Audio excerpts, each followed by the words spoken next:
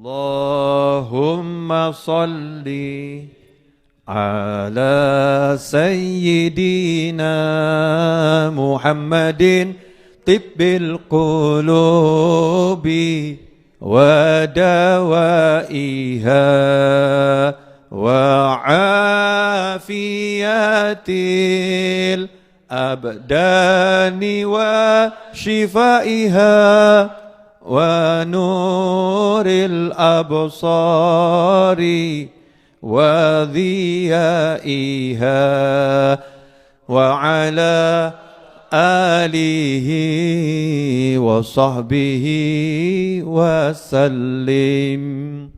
Bismillahirrahmanirrahim. Alhamdulillahi rabbil alamin. Allahumma salli wa sallim ala sayyidina Muhammadin miftahi babi rahmatillah adada ma fi ilmillah. Salatan wa salaman daimaini bidawami mulkillah wa ala alihi wa sahbihi.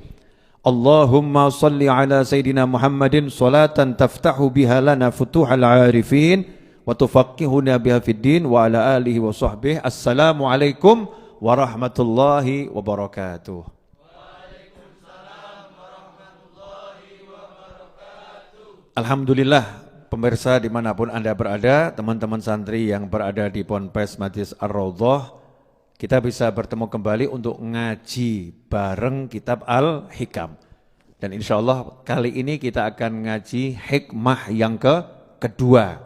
Mudah-mudahan apa yang kita pelajari ini diberkati oleh Allah Ta'ala. Kita diberi ilmu yang manfaat, ilmu yang bisa mengantarkan kita untuk berjumpa dengan baginda Muhammad sallallahu alaihi wasallam di dunia ini dan juga di surganya Allah Subhanahu wa taala. Amin Allahumma amin. Hikmah yang kedua ini tentang masalah saya kerja atau jadi ustadz ya.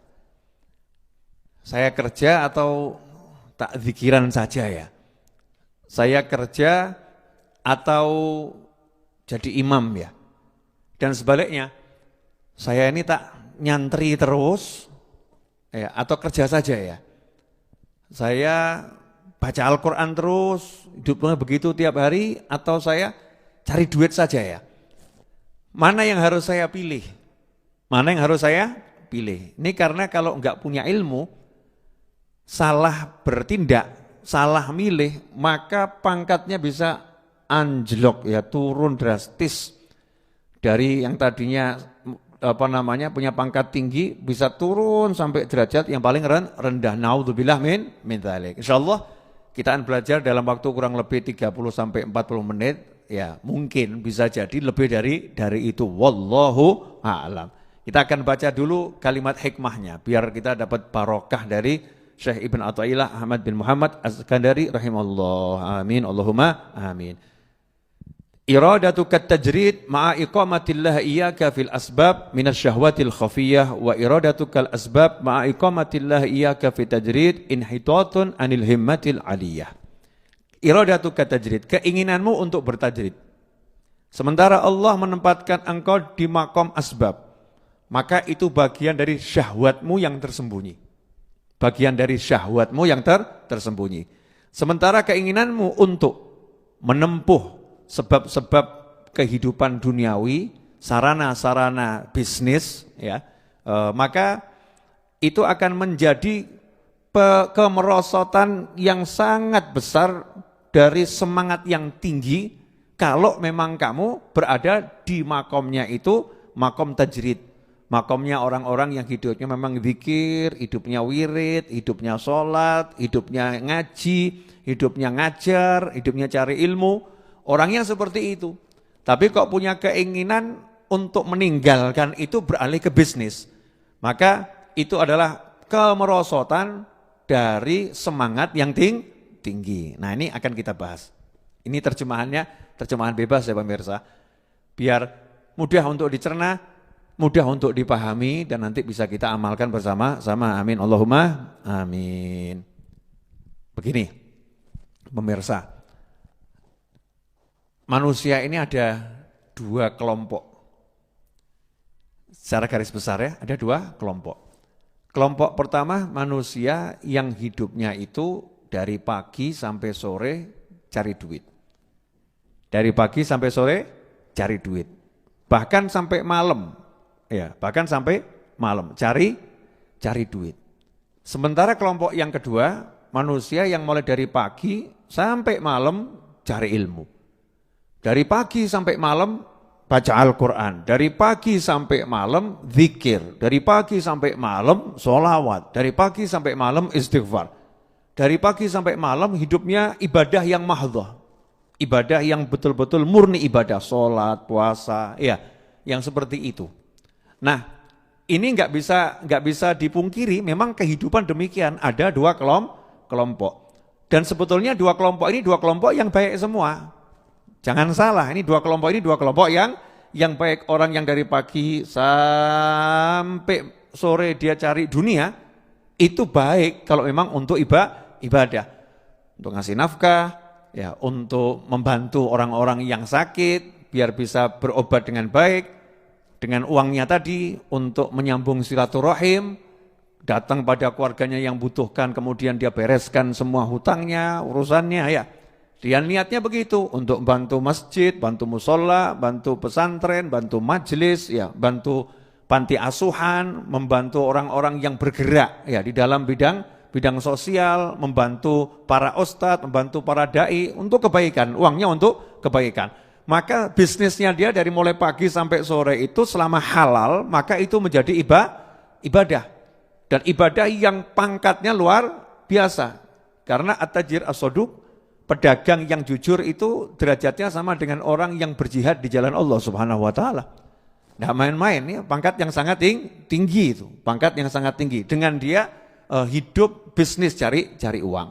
Kemudian orang yang hidupnya nebar ilmu, ya, mengajarkan ilmu, menyampaikan ilmu, cari ilmu, baca Al-Quran, ibadah mahdhah, ini juga kelompok yang luar biasa. Karena mengabdikan dirinya untuk melakukan ibadah murni kepada Allah Subhanahu wa ta'ala. Manusia-manusia yang seperti ini yang menjadi penolak bala. Bencana mau turun, ada orang yang malam nangis, doa sama Allah Subhanahu wa ta'ala agar semuanya selamat, agar semuanya dapat rahmat, maka Allah tidak jadi itu, ya.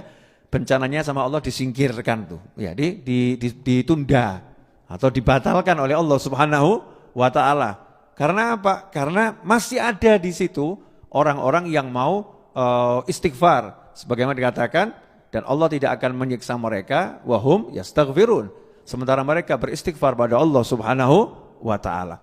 Nah, yang jadi masalah, ada orang-orang yang digoda sama setan. Ya, siapa sih yang gak digoda sama setan? Kita-kita ini kan digoda sama setan. Lah setan itu pinter. Ya, karena setan ya sangat profesional. Kalau mau goda itu setan yang dikirim ya sesuai bidangnya. Jadi kalau memang ini ustadz, nanti setannya juga ustadz. Setan yang punya ilmu banyak gitu maksud saya, ya. Setannya punya ilmu banyak. Kalau yang digoda ini ahli bisnis, ya setannya itu nanti juga setan yang ahli bisnis.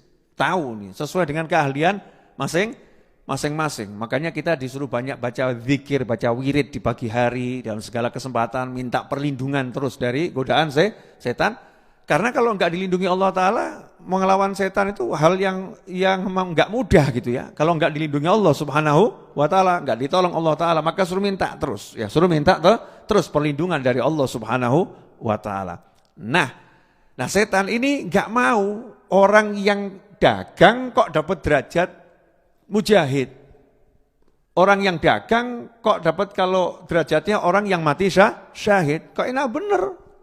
Pangkatnya tinggi. Wah, jangan sampai ini orang yang dagang ini, fulan ini, pangkatnya tinggi di sisi Allah Subhanahu wa Ta'ala.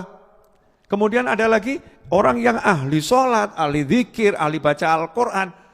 Wah, ini jangan sampai ini pangkatnya tinggi di sisi Allah Subhanahu wa Ta'ala. Ini harus saya turunkan semua nih pangkatnya. Pangkatnya harus saya turunkan. Maka sama setan mulai digoda, dibisikin. Kita bahas kelompok pertama dulu yang digoda, ya. Kelompok bisnismen. Ini orang-orang yang ahli cari duit. Ya, Aldi kira-kira ahli enggak nih? Insyaallah nanti, ya. Satu di antara keahlian, bisa mungkin kalau enggak jadi ahli cari duit, ya ahli cari dan nyebarkan ilmu semua di jalan Allah Subhanahu wa Ta'ala. Ini ada orang yang ahli bisnis, ahli cari duit. Dia kalau megang barang itu ya, orang lain jual susah, kalau dia yang pegang belum jual udah ditawar sama orang. Dan tawarannya tinggi. Ini ada enggak yang model-model begini nih? Nah, pemirsa, Anda termasuk yang mana ini? Kalau megang barang susah dijual, jual nggak laku-laku, atau mungkin baru pajang di profile picture, tiba-tiba udah nanya, itu mau dijual berapa? Dijual enggak gitu ya, dikejut sama orang ini. Ini kalau coro Jawa ini pun tangannya ngerejekeni ya. Ya, tangannya emang punya apa itu? Punya keberuntungan ya, punya keberuntungan. Membawa rezeki seperti Sayyidina Salman Al-Farisi radhiyallahu anhu. Itu yang memang juga seperti Sayyidina Abdurrahman bin Auf radhiyallahu anhu. Sahabat Sayyidina Abdurrahman bin Auf ini tangannya ngerjekeni, berkah ya, tangannya berkah. Sehingga sahabat kalau mau belanja ke pasar titipnya sama Sayyidina Abdurrahman bin Auf, tolong kamu belanjakan. Karena kalau yang belanjakan Sayyidina Abdurrahman bin Auf itu barangnya kalau dijual tuh lakunya mahal. Ada barokahnya ya, ada barokahnya. Nah ini ada orang yang memang bagus kerjanya, cari duitnya gampang. Kemudian dia kalau punya duit, punya uang ini, udah carinya gampang, caranya halal. Kalau punya uang, itu larinya ke tempat-tempat yang baik. Sebagaimana dikatakan oleh para ulama, apa yang masuk itu ya sesuai dengan apa yang keluar. Jadi uang itu tidak mau keluar kecuali sesuai dengan cara datangnya, cara masuknya. Kalau cara masuknya halal, nanti insya Allah keluarnya ke tempat-tempat yang halal. Kalau cara masuknya, cara mendapatkannya haram, maka uang itu biasanya juga akan keluarnya ke tempat yang haram. Naudzubillah min dzalik. Nah ini dia lain, kalau dapat uang, uangnya itu selalu manfaat untuk orang banyak. Ya, kemudian keluarganya juga nyaman. Oh, alhamdulillah, bapak saya punya duit, sehingga anaknya pun tenang. Ya, istrinya tenang karena ekonominya terjamin. Mertuanya senang, ya karena ekonominya terjamin. Tetangganya bahagia, ini dia kalau punya uang tangannya terbuka, gak genggam, ya tangannya terbuka. Dibagi ke tetangganya, temannya, semua dapat. Ya semua dapat. Sehingga keberadaannya dia dalam bisnis itu dapat doa dari orang banyak. Mudah-mudahan rezekinya tambah banyak. Mudah-mudahan bisnisnya tambah sukses. Dapat doa dari orang banyak. Nah orang ini suatu hari datang ke pengajiannya Abah Edwin. Lihat Abah Edwin ini kok hidupnya enak. Ngaji, zikir, wirid, ya terima tamu, ngaji, zikir, wirid, terima tamu. Enggak bisnis, orang yang bisnis ketemu orang-orang ruwet tiap hari, yang dibahas duit itu. Wah saya ini kok hidupnya ngurus dunia terus ya, mau sampai kapan saya ngurus dunia? Kalau seperti Abah Edwin ini ya, Masya Allah nih, seperti Mas Anam ini Masya Allah enak kelihatannya. Hidupnya di musola ngaji, zikir, wirid. Seperti Mas Agung itu ngaji, zikir, wirid. Ya Mas Agung, ya itu Mas Agung tuh ngaji, zikir, wirid. Ngaji, zikir, wirid. Kok enak? Nah ini pebisnis tadi akhirnya dibisiki sama setan. Udah, kamu tuh pangkatmu rendah. Cari dunia terus.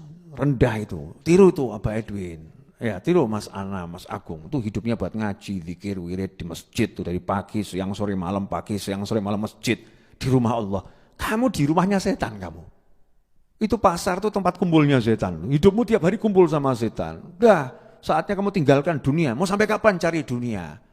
Bisikan setan tadi dengan dalil-dalil yang mungkin setannya juga ngutip pendapatnya para ulama dan lain sebagainya, dibisikkan di pikirannya, di telinganya ini ya, di hatinya, sehingga akhirnya dia buat pengumuman, mulai hari ini saya tidak akan kerja lagi, saya nggak akan cari dunia lagi, ngomong ke istrinya, ke anaknya, apa yang kita miliki akan saya sedekahkan untuk pesantren, udah kita hidup sederhana dengan uang yang ada, kamu belajar puasa Daud atau Senin Kemis ya. Ya, istrinya diajarin seperti itu, anaknya disuruh seperti itu. Akhirnya ditinggalkan bisnisnya semua, dia kemudian pergi ya dari satu masjid ke masjid yang lain, dari satu pesantren ke pesantren yang lain, dari satu pengajian ke pengajian yang lain. Tetangganya yang biasanya kalau sakit itu enggak mikir, tetangganya ketika sakit mikir, siapa yang biayai saya ini?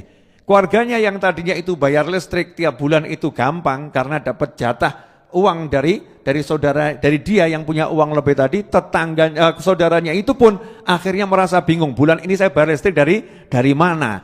Istrinya yang tadinya hatinya tenang akhirnya mikir, nah ini kalau suami saya meninggal dunia, saya ini jadi janda, hidupnya bagaimana? Masih hidup aja susah, nggak ada tinggalannya. Istrinya hatinya suntuk, sumpek, nggak tenang gitu ya. Maka pindahnya dia dari bisnis yang seperti itu, bisnis yang halal, bisnis yang tidak melalaikan sholat, ya sholatnya dia jalan, dia sholat, ya sholat, puasa Ramadan, ya puasa Ramadan, ya dia zikir habis sholat, ya zikir habis sholat.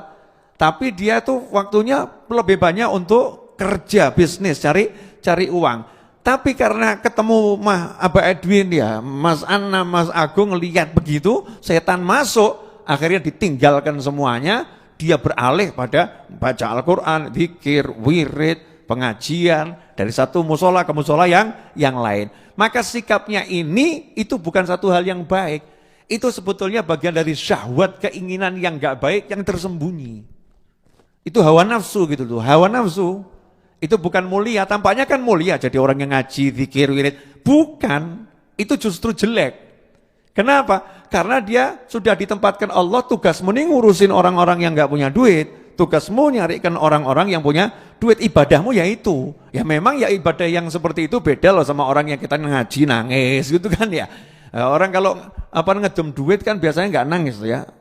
Sama mesem. Ketemu sama rekan bisnis kan biasanya ya ketawa. Lah ini sementara yang di musola zikir nangis, ya zikir nangis. Ya ini memang beda, bentuknya nggak sama. Tetapi justru yang bisnis tadi jauh lebih mulia. Sebagaimana diceritakan di zaman Khalifah Umar bin Khattab radhiyallahu anhu, beliau ini kan suka keliling.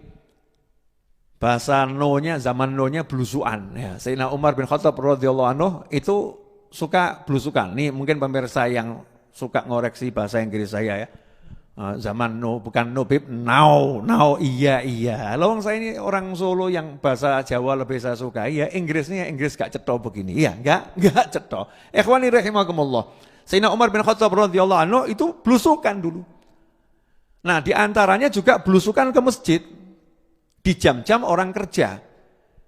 Jam-jam orang waktu duha itu orang kan pada ke pasar kerja, yang di kebun ya di kebun, yang di pasar di pasar. Sayyidina Umar bin Khattab radhiyallahu anhu coba ngecek masjid.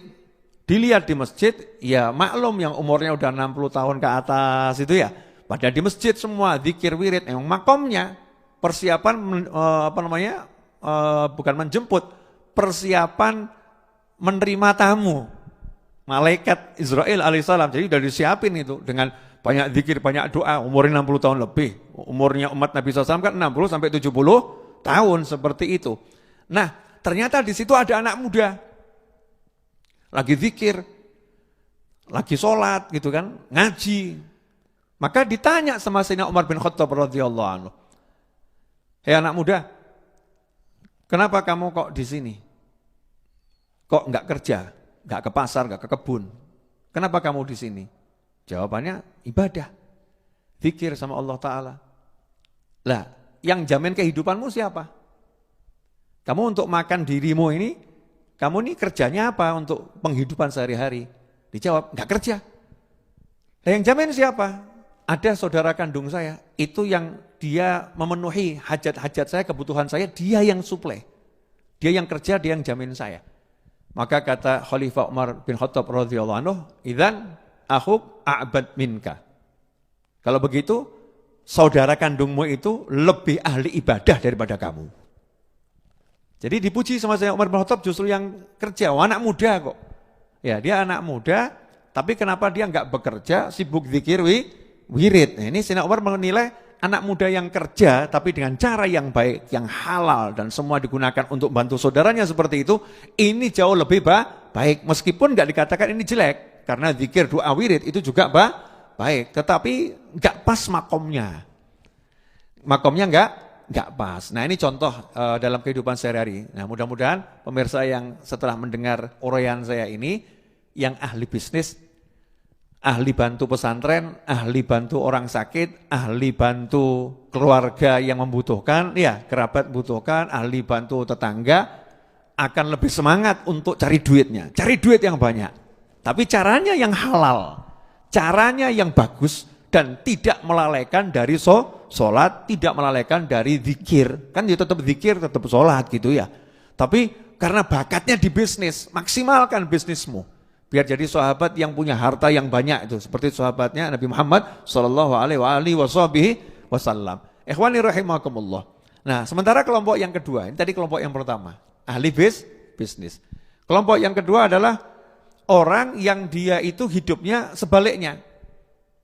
Jadi memang bakatnya itu cari ilmu, bakatnya nyantri, bakatnya ada keahlian di situ, ada kelebihan di situ. Dia ini kalau belajar tuh cepat nangkep, nerangkan ke orang juga orang cepat paham, bakatnya di situ. Dan tidak usah jauh-jauh lah, misalnya saya, ya kan alhamdulillah saya kan ngajar ini ya, ngajar. Hidup saya ya pagi siang sore. Yang diurusi adalah ngajar. Yang diurusi belajar. Belajar, ngajar, belajar, ngajar. Nah kok kebetulan saya ketemu satu pebisnis. Dia buka toko di pasar ini, di mall ini, di kota ini, sekian banyak. Bisnis tadi kelihatan nyumbang sana, nyumbang sini, bantu sana, bantu sini. Akhirnya saya tertarik. Wah, ngajar terus gini dapat duitnya kapan ini? Tidak bisa saya begini nih. Saya kerja sih saya kerja tapi enggak maksimal kerjanya cuman minim, cari dan nyebar ilmunya yang maksimal. Sementara orang itu dia cari duitnya itu kenceng. Ya cari duitnya kan kenceng ini. Wah saya tak kurangilah jam ngajarnya, cukup ngajarnya sebulan sekali. Ya, selebihnya saya mau kerja, saya mau cari duit, biar nanti saya punya uang banyak. Ya, saya bisa bantu orang seperti dia. Ini baik atau enggak baik? Kelihatannya baik, kelihatannya baik. Tapi sebetulnya itu adalah merosot pangkatnya, karena tadinya semangatnya itu tinggi untuk mencari ilmu, ngajar ilmu. Ini kan semangat yang mulia, semangat yang tinggi. Dan dimudahkan di situ oleh Allah Subhanahu wa Ta'ala. Udah dikasih sama Allah yang enak, yang pangkatnya tinggi, kok milih ruwet sama dunia gitu loh ya. Ruwet sama dunia. Maka ini kemerosotan yang luar biasa. Kemerosotan yang luar biasa dari semangat yang tinggi, semangat yang mulia. Nah pemirsa dimanapun Anda berada, kalau saat ini memang Anda dimudahkan untuk cari ilmu, dimudahkan untuk mengajar ya, maka ya mengajarlah dan cari ilmulah. Jangan ikut-ikut sama orang yang menghabiskan waktunya untuk cari dunia. Kecuali memang Anda itu bukan di situ posnya, bakatnya bukan di situ ya. Tugasnya bukan di situ. Silahkan seperti pebisnis tadi cari dua sebanyak mungkin. Ikhwani rahimakumullah. Nah, dengan mengetahui dua hal ini, kelompok pebisnis, kelompok yang cari duit ya, sama aja toh ya, pebisnis dan orang yang memang hidupnya sholat, zikir, wirid, bagaimana harus menyikapinya, maka kita nanti tidak akan jadi orang yang derajatnya turun, nggak jadi orang yang menuruti hawa nafsu, karena udah paham, oh saya ini ternyata memang harus kerja, istri saya modelnya ya begitu, kalau nggak dikasih duit 10 juta itu hatinya was-was kok ya, hatinya was-was. Kalau nggak disiapkan warisan 1 M itu kok kelihatannya ya hatinya was-was ya, saya harus kerja cari duit banyak. Karena kalau dia sampai nanti hatinya itu was-was, ragu kepada rezeki, berarti meragukan Allah yang maha memberi rezeki. Maka nanti istri saya ini akan jadi orang yang jelek di pandangan Allah Subhanahu wa Ta'ala, karena meragukan Allah Ta'ala. Dan itu gara-gara saya, saya. Wah nanti saya berdosa, udah saya akan maksimalkan kerja saya. Ikhwani rahimakumullah. Karena itulah para ulama kalau mau menikah itu milih istri, gak sembarangan. Nomor satu apa? Ya seperti gini loh. Kalau ada orang mau menikah dengan PNS yang memang tugasnya itu akan dipindah-pindah. Pasti nomor 1 dikasih tahu, saya PNS loh. Saya ini nanti tinggalnya di mana, itu tergantung tuh tugas. Ditempatkan di mana ya saya harus siap. Lah kamu nanti kalau jadi istri saya siap enggak ditempatkan di tengah hutan gitu, kira-kira siap enggak? Nah kalau kamu enggak siap, ya jangan. Walaupun kamu sangat mencintai saya sangat mencintai kamu, jangan seperti itu, enggak bisa. Kita nanti akan enggak bagus gitu ya. Tapi kalau kamu siap, ya ayo, kan begitu. Nah para ulama ketika akan menikah juga cari orang-orang yang siap untuk diajak hidupnya hanya ngurusi akhirat, seakan-akan gitu kan ya. Zikir, doa, wirid, ngajar, ngaji. Zikir, doa, wirid, ngajar, ngaji. Jangan keluh kesah urusan dunia. Harus siap begitu. Nah, kemudian kalau memang dapat yang seperti itu, ya wis, nyaman saja. Berarti kan sudah siap ini. Istrinya siap, suaminya siap, anaknya juga siap. Maka ini adalah gerbong yang nanti akan cepat sampai Allah Subhanahu wa taala. Contohnya ayahnya Habib Ali bin Muhammad bin Husain Al-Habsyi. Habib Muhammad bin Husain Al-Habsyi. Ya, Habib Muhammad bin Husain Al-Habsyi rahimahullah, beliau adalah ayah dari Habib Husain bin Muhammad Al-Habsyi Mufti Haramain. Habib Muhammadnya ini Mufti Haramain, punya putra Habib Husain Mufti Haramain. Habib Husain punya murid diantaranya Mbah Hasyim Asy'ari dan Mbah Khalil Al-Bangkalani diantaranya. Ya, artinya ini Habib Muhammad adalah guru besar Mufti Haramain yang luar biasa. Punya istri namanya Hababah Alawiyah. Ya, Hababah Alawiyah.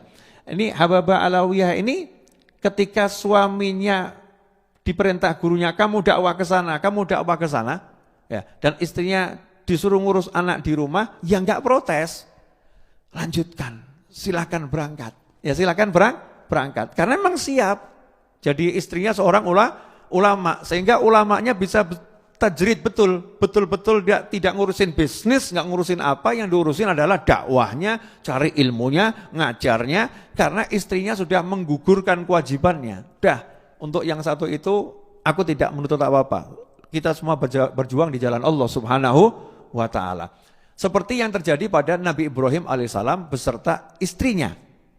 Ketika Nabi Ibrahim bawa Nabi Ismail ya beserta istrinya untuk ke tanah yang belum ada penghuninya, yang gersangnya luar biasa.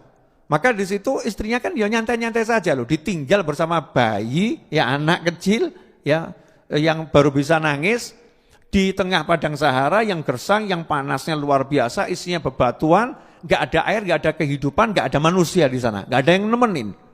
Istrinya nggak mengatakan bagaimana ini, kami kok ditinggal di sini, enggak. Silahkan wahai suamiku, ini perintah Allah, maka Allah akan ngurusi kami. Masya Allah. Ini manusia-manusia yang betul-betul udah tajrid, nggak ngurusi asbab duniawi.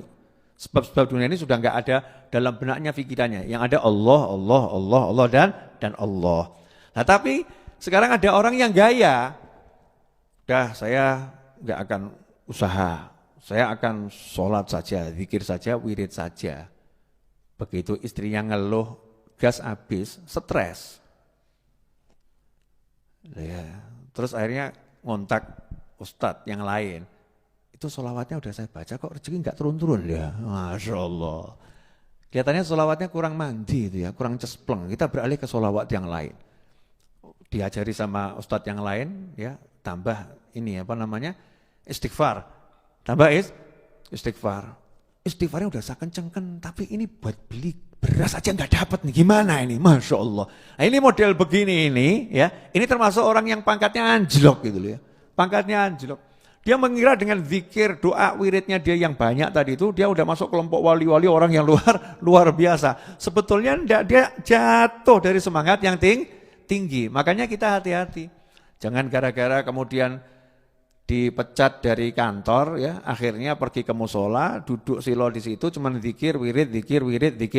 Itu hal yang baik zikir wiridnya, bukan enggak baik. Zikir, wirid. Nah, sementara temannya yang lain yang dipecat, cari kantor yang lain, cari kerja yang lain dan lain sebagainya. Dia putus asa, males. Saya tak jadi orang ahli ibadah saja ya. Ini bukan orang ahli ibadah, ini orang malas ibadah. Ibadahmu bukan 24 jam di masjid. Ibadahmu adalah cari nafkah untuk anak dan istrimu. Karena anakmu akan nangis, istrimu nggak kuat kalau disuruh hidup tanpa ada penghasilan. Nah ini kadang orang nggak bisa menempatkan makomnya, nggak bisa menempatkan dirinya. Kakek saya itu meninggal umur 93 tahun. Nama kakek saya Habib Ahmad bin Abdurrahman Al-Idrus, meninggal di Kudus. Umur 93 tahun meninggal kakek saya. Kakek saya itu sudah tidak bekerja sejak umur 60 tahun. Udah nggak bekerja, pensiun. Dulu kakek saya itu hakim untuk orang nikah atau orang mau mengajukan perceraian ya. Hakimnya dulu kakek saya. Ketika setelah pensiun ya enggak kerja. Ya enggak punya pekerjaan. Dan hidupnya ngurusin tamu. Tamu datang dan tamunya semua orang susah, orang melarat, orang mumet. Enak itu ya. Assalamualaikum Habib, iya saya barusan ditipu orang. Assalamualaikum Habib. Jadi ya memang nggak ada yang ditinggalkan, bodoh-bodoh susah. Udah kakek saya ini hidupnya memang sangat susah, tamunya modelnya susah-susah semua nih. Nah ketika saya duduk sama kakek saya, terus kakek saya itu bahas kitab Al-Hikam, kakek saya ngomong ke saya, nah kalau ini ya kakekmu ini sekarang sudah di makom tajrid. Umurnya 90 tahun waktu itu ngomong. Makom tajrid, kerja sudah enggak bisa. Bukan enggak mau, memang enggak bisa. Enggak bisanya karena satu usia, yang kedua ya karena ngurusin orang-orang yang butuh nasihat, butuh solusi. Ya dengan ilmu yang dimiliki kakek saya yang dititipkan Allah Ta'ala, beliau melayani masyarakat seperti itu. Kakekmu ini sekarang makomnya tajrid. Nah itu namanya makom tajrid, gak usah hati, pantasnya seperti orang-orang yang di makom kakek saya begitu. Gak gampang-gampangan, oh saya makomnya sekarang tajrid, saya gak akan cari duit, saya gak akan usaha, udah saya akan duduk di musola, enggak. Almarhum Habib Anis, hidupnya ngajar, hidupnya belajar. Tetapi gak pernah mengatakan saya di makom tajrid. Enggak. Beliau buka toko, beliau pagi menyempatkan waktu ke toko, sore menyempatkan waktu ke toko, bahkan akhirnya ada kesempatan beliau bangun ruko-ruko, bahkan ketika beliau sedang dalam keadaan sakit di bulan Ramadan, beliau yang mengatur tokonya sendiri. Karena apa? Karena beliau merasa saya ini harus mencari nafkah untuk menghidupi orang banyak, meskipun beliau menyampaikan ilmu, meskipun beliau mengajar dan lain sebagainya. Tidak gampang, artinya orang menganggap saya sudah di makom tajrid. Tidak seperti itu. Tapi kalau bilang di makom bisnis, ya bukan. Bukan pebisnis. Ini hati-hatinya orang-orang soleh. Jadi orang-orang soleh itu tidak gampangan. Ikhwani rahimakumullah. Nah, ada orang yang ditempatkan sama Allah memang harus meninggalkan bisnisnya. Nanti itu akan nyambung dengan hikmah yang berikutnya. Tapi saya kasih contoh sedikit, biar paham. Ketika Sayyidina Abu Bakar As-Siddiq radhiyallahu anhu dilantik jadi khalifah. Sayyidina Abu Bakar As-Siddiq radhiyallahu anhu itu kerjanya jual beli pakaian di pasar. Jual beli pakaian di pasar, tekstil tuh di antara pekerjaan Sayyidina Abu Bakar As-Siddiq radhiyallahu anhu.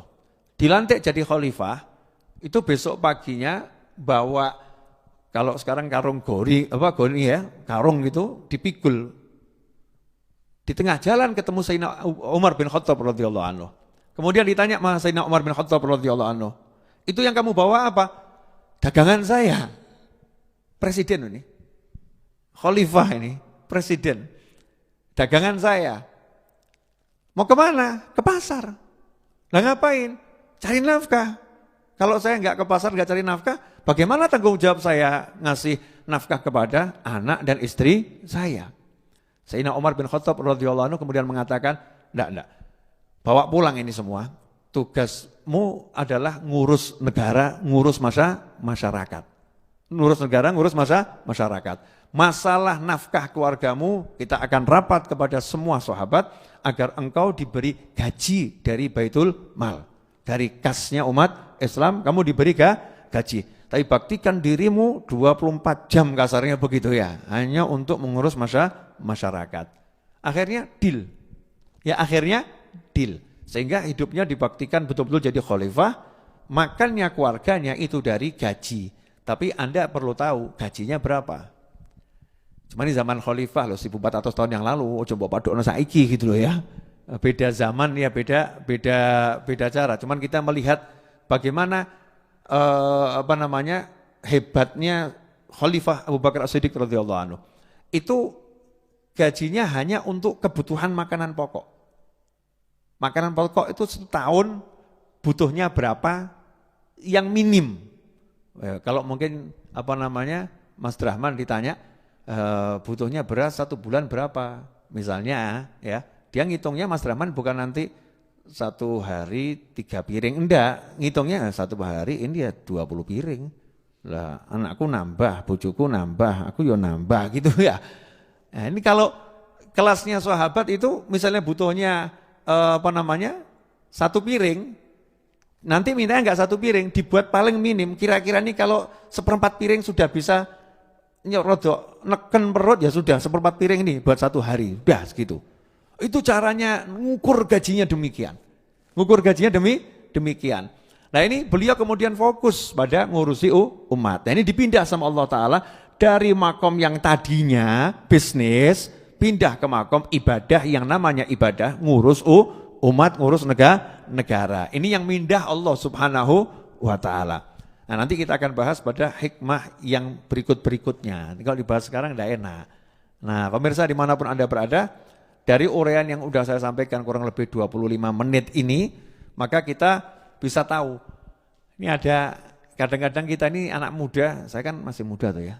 Anak muda kan merasanya saya udah berada di makom tajrid, nggak perlu bisnis. Tapi ditagih utang bingung.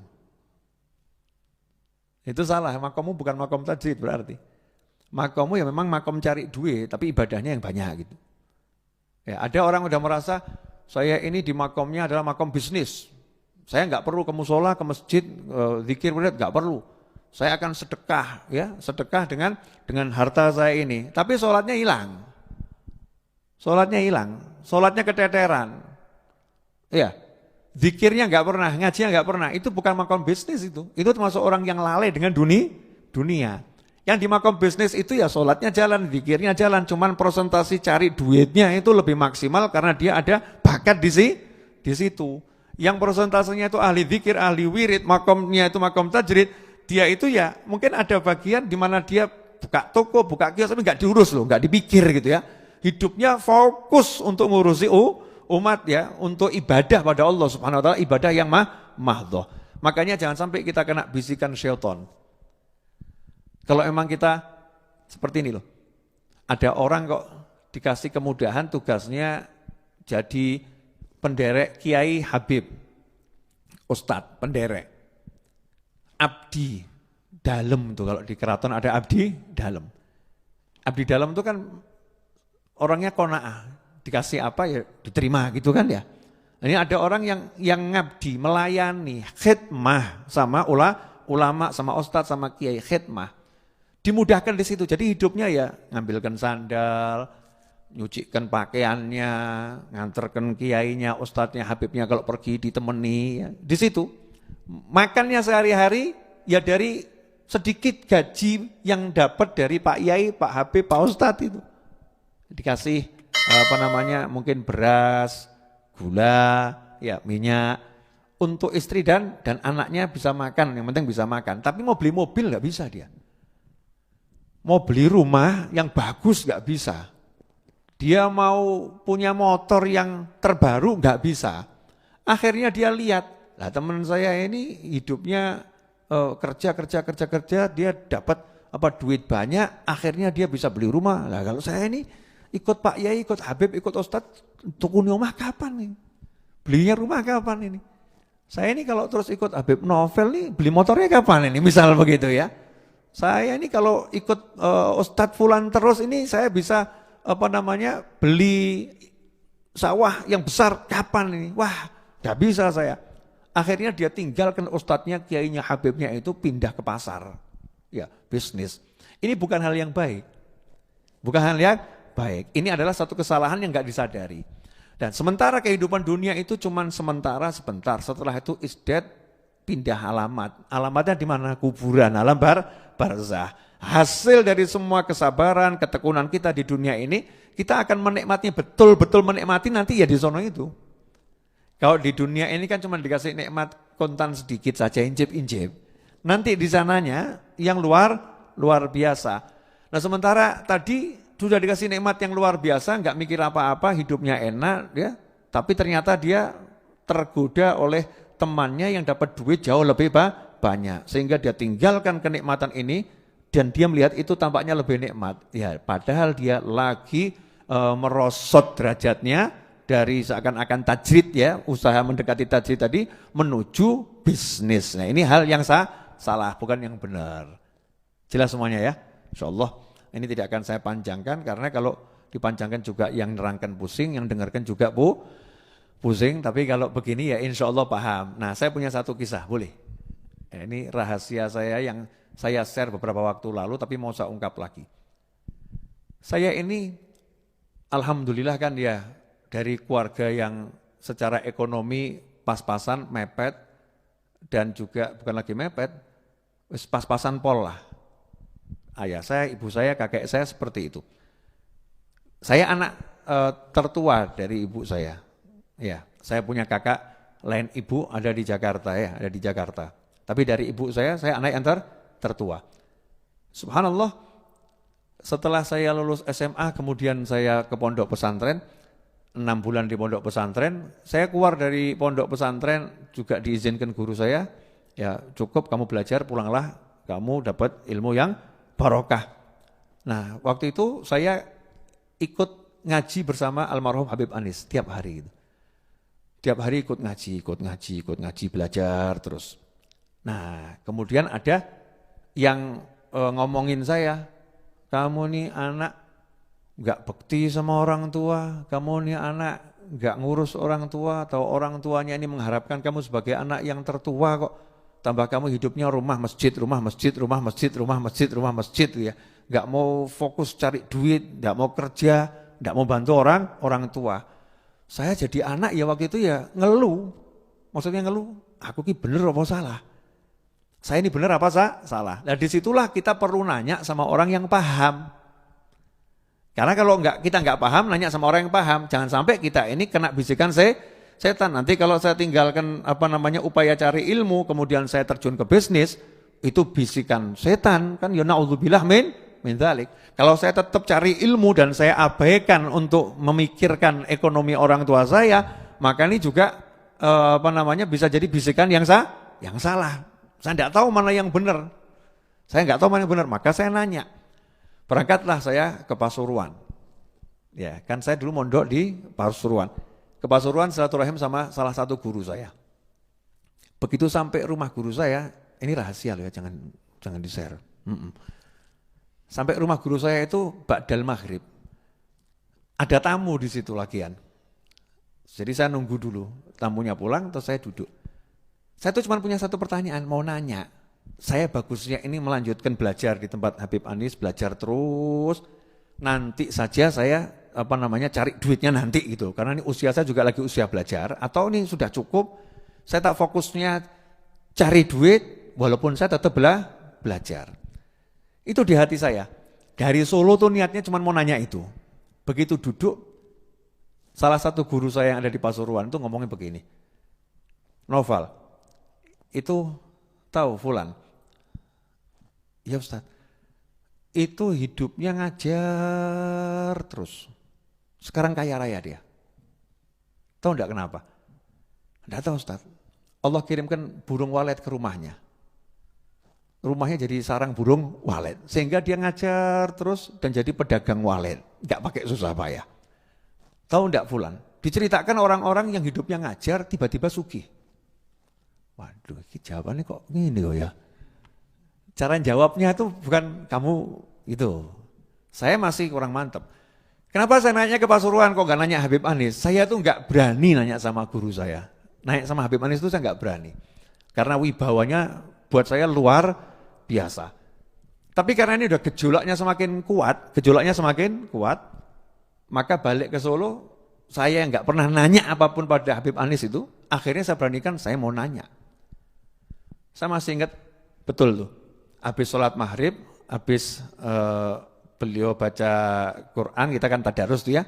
Beliau baca Al-Quran biasanya dapat 1 hizib, kemudian beliau bangun, masuk ke rumah untuk sholat sunnah awabin. Akhirnya saya beranikan, saya cegat, saya hadang, saya sapa. Habib, maaf mau nanya. Itu jantung sama jedung gitu ya. Mau nanya. Senyum beliau. Beliau senyum, kemudian ngajak saya duduk di ruangan memang untuk belajar mengajar tuh ya, di Zawiyah Masjid Riyadh. Beliau duduk, lah ketika mau duduk itu bukan senyum, setengah ketawa, terus ngomong sama saya, Noval, kamu kalau belajar di sini, ikut pengajian di sini, ya lebih saya dukung. Nah sekarang mau nanya apa? Nah, terus takut apa aku tuh ya? Belum nanya udah dijawab. Akhirnya saya bilang ngarang soal tiba-tiba soal apa cek nih. Oh, Anda mau naik masalah ini. Ya, dijawab juga sama beliau. Ya ini jawabannya begini. Udah ya saya lagi dipanggil di dalam, maaf. Ada yang manggil, ada yang ngetuk pintu. Saya lagi dipanggil nih di dalam. Ya, nanti kalau kurang jelas nanya lagi. Udah jelas Bib. Beliau masuk gitu ya. Nah, akhirnya di situ saya mantep, berarti memang makom saya adalah belajar ya. Makomnya belajar. Sehingga sampai sekarang ya saya belajar dan mengajar. Memang di situ. Ya mudah-mudahan istiqomah nggak dipindah gitu ya, nggak dipindah gitu. Kecuali memang kalau Allah memindahkan tiba-tiba Habib Novel sudah sekarang ngajarnya dikit saja, sekarang jadi pebisnis. Allah yang memindahkan, ya itu Allah memindahkan ya harus dituruti, bukan kemauan kita. Nah kalau kita nggak paham, kita bagusnya di mana? Nanya sama orang yang paham. Sebaliknya ada satu adik kelas saya datang ke Habib Anis almarhum, datang ya, nanya, semangat ini pengen belajar ke ke luar negeri, ke pondok pesantren di luar negeri. Habib, saya ini semangat mau belajar di ponpes di luar negeri sana. Habib Anis jawabannya beda, senyum. Kalau kamu bagusnya lanjutkan kuliahmu. Karena dilihat memang bakatnya di bisnis, jadi disuruh belajar untuk jadi pebisnis yang nanti hebat. Yang ini memang bakatnya, ini kelihatan nih anak bakatnya memang cari ilmu dan ngajar, ya biar di situ. Nah kita ini bakatnya di mana? Yang tahu adalah orang yang paham hati, ahli qulub, yang hati yang bersih ya, dan orang yang berpengalaman. Nah karena itu jangan sembarangan kita mengatakan, dah saya sekarang bagusnya tidak usah kerja saja, saya tak jadi santri dari satu masjid ke masjid yang lain. Bisa jadi itu kemalasan itu. Ya itu bisikan setan dari sifat malas kita anggap kemuliaan. Naudzubillah min dzalik. Makanya hati-hati. Paling tidak kita ambil sikap yang paling sederhana itu, ya kamu kerja, jangan sampai melalaikan ibadah gitu. Yang cari ilmu gitu ya kamu ada belajarlah bekerja, ya sekedar ngikutin sunnah, bahwasanya orang itu mencari nafkah untuk dirinya sendiri, ya bukan seperti pengangguran gitu. Sekarang kan banyak hal-hal yang bekerja dibuat mudah ya, yang online dan lain sebagainya. Tapi bukan jadi pokok, hanya sekedar kewajiban dan sunnah. Hakadza ulafu minkum. Mudah-mudahan kisah saya tadi tidak di-share. Ya, mudah-mudahan cerita tadi itu tidak di-share, tapi itu pengalaman yang menarik. Jazakumullah khairan wa afu minkum. Insyaallah kita sambung pada episode berikutnya di lain waktu dalam keadaan yang jauh lebih baik. Dan mari kita bacakan Al-Fatihah untuk almarhum Al-Habib Ali bin Abdurrahman As-Segaf dan juga Syekh Ali Jabir, kemudian Habib Ja'far bin Muhammad Al-Kaf, Habib Hasan bin Muhammad bin Hud As-Segaf, dan untuk ulama-ulama kita yang belum lama meninggal dunia, Kiai Najib dan lain sebagainya, para kiai yang belum lama meninggal dunia, mudah-mudahan semuanya oleh Allah Ta'ala dipertemukan dengan baginda Muhammad SAW, dilipat gandakan pahalanya, diletakkan di surganya Allah Ta'ala, dan semua kekurangan dan kesalahannya diampuni oleh Allah Subhanahu Wa Ta'ala. Dan mudah-mudahan kita semua insya Allah diberi Allah kekuatan untuk meneladani beliau semua, dan kita dimasukkan dalam kelompok orang-orang yang soleh, orang-orang yang mencintai dan dicintai. Ala hadiniyah wa ala kunatin solihatin jamina fiha wa ila hadratin Nabi SAW. Al-Fatihah. A'udzu billahi minasyaitonir rajim. Bismillahirrahmanirrahim. Alhamdulillah. rabbil alamin arrahmanir rahim maliki yaumiddin iyyaka na'budu wa iyyaka nasta'in ihdinas siratal mustaqim siratal ladzina an'amta 'alaihim ghairil maghdubi 'alaihim waladdallin amin. Allahumma salli wa sallim ala sayyidina Muhammadin miftahi babi rahmatillah adada ma fi ilmillah salatan wa salaman daimaini bidawami mulkillah wa ala alihi wa sahbihi. Allahumma ij'al fi ta'atika farahi wa sururi wa fi mardatika jami'a umuri. Allahumma ya alim bihalati wa muttali ala sarairi wa niyati iqdi jami'a hajati waghfir dhunubi wa sayyiati wa tajawaz an khati'ati wa zallati wa taqabbal jami'a hasanati وسامحني فيما مضى وما يأتي واكتبني في ديوان ساداتي واسلك بي سبيل نجاتي في حياتي ومماتي. اللهم إني طامع في عطاك راغب في رضاك مستسلم لقضاك فاكتبني من أولياك واسلك بي سبيل هداك وألحقني بأصفياك. Wassallallahu ala sayyidina Muhammadin wa alihi wasallam. Alhamdulillahi rabbil alamin. Pemirsa dimanapun Anda berada, jangan lupa untuk menerapkan 3M, pakai masker ya, kemudian juga jaga jarak dan cuci tangan ya. Itu untuk orang umum cuci tangan, tapi kita sebagai muslim lebih dari itu. Bukan cuma cuci tangan, kita tajdidul wudu yang sering memperbarui wudu. Insyaallah kalau itu diterapkan, maka bangsa kita ini akan segera bebas dari COVID-19 insyaallah. Tahun 2021 mudah-mudahan insyaallah kasus COVID-19 semakin melandai, semakin turun, dan insyaallah Indonesia dan dunia pada umumnya akan bebas dari COVID-19. Amin Allahumma amin. Terima kasih banyak dan mohon maaf atas segala kekurangan. Jazakumullahu khairan wa afa minkum. Wassalamualaikum warahmatullahi wabarakatuh.